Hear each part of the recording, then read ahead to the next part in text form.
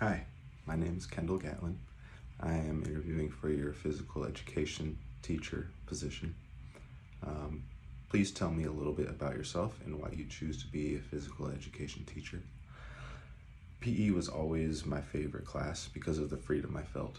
Some of my best memories as a kid are having fun in physical education class in an activity or an organized game. My PE teachers growing up made a good impression on me that this career was a good choice for them because they enjoyed it. And I shared the same excitement for health and physical activity that they did. How would you describe your teaching philosophy for elementary physical education? As a physical education teacher, I take on the responsibility to provide a lifelong guidance to your body functions and how it is affected by movement or lack thereof. I consider the purpose of physical education to be able to identify how our body reacts to what we do to it and what we put in it. What does student success look like to you in physical education class? I want to be a teacher because I love seeing students encounter a challenge and persevere through it and learn from the experience. Student success includes students applying lessons in a real life situation, even if it means attacking a challenge just with a positive attitude. Student success to me is the development of a mature work ethic that understands what is being asked of them and the importance of it. How do you assess student learning in physical education beyond traditional fitness tests? General interest can be an indicator on the literacy of a topic for a student. If a student is avoiding an activity or is showing complete lack of effort, there's a good chance they are ill-prepared to move on in the lesson. Besides psychomotor skills, we can assess cognitive or affective skills to get a better understanding of where the student is. How do you create a positive and safe learning environment that encourages all students to participate? I believe that always including a safety goal during instruction is imperative.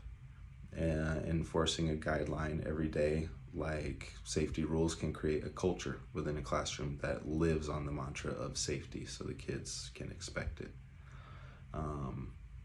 Students can expect boundaries to be established and personal space reminders during instruction. Mingling these values with collaborative activities that require interaction will encourage all students to participate. One of my favorite techniques is getting the students involved in the instructions as demonstrators. How do you use research-based pedagogical practices and theories to inform the design of your lessons? Before declaring for a degree in education, I had no idea about the expectations of state standards and student learning outcomes and development levels and goals and objectives, and so on. Learning about the research-based requirements it takes to create a semester of learning makes me feel comfortable in the structure of it all. I am happy I'm able to fall back on the development level activities by Shape America that allow me to design my lesson to a compatible standard. Describe a time when you adapted a lesson or activity to better meet the needs of your students. What was your process and what was the outcome? While practicing striking with first graders, the objective was to strike a ball upward.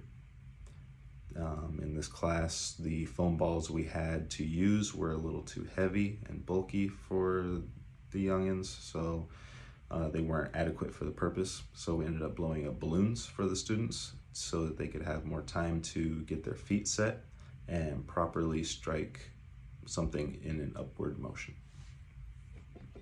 How do you support students' social and emotional development through your teaching? I want to get into this career field because I naturally care about the social and emotional development of my students. I know it is important to educate on a psychomotor level as well as social skills and affective skills. As a teacher, comprehension of the standards for each outcome we expect will seamlessly provide the supports needed.